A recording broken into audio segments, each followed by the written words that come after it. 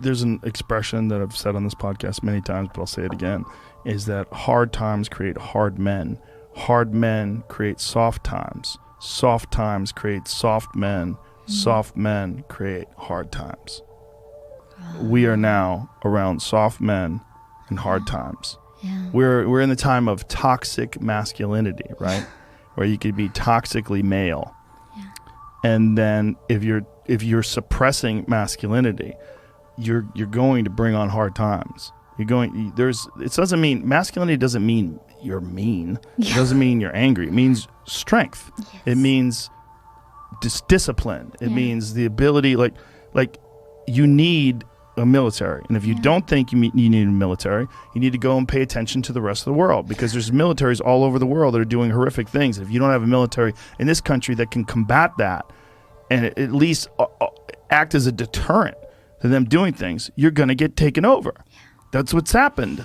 I mean, look what's happening to Hong Kong, right? I mean, this is a city that essentially doesn't have a military, and they were a British colony for a long time, and they gave it back over to China, and they were kind of acting like they were independent until recently. And during the pandemic, they ramped it up, and it's gotten even worse. Yeah. It's exactly what we talked about. You can't be weak. Yeah. And in this country, being weak is thought of as a virtue. Yeah. Jordan Peterson has a really interesting way of looking at this, and he said it to me once, and it made a lot of sense. He said, people think that you should be weak and you should be docile, and then you should be a pacifist. He goes, no, you should be a monster. He said you should be a monster, you should be ruthlessly ambitious, and then learn how to control it. And it's that old expression, it's better to be a warrior in a garden than a gardener in a war. Wow. It's an old expression, but it makes sense, because it doesn't mean that you can't be kind if you're strong, but it does mean you can't be strong if you're weak. Yeah. If you're weak, you're fucked.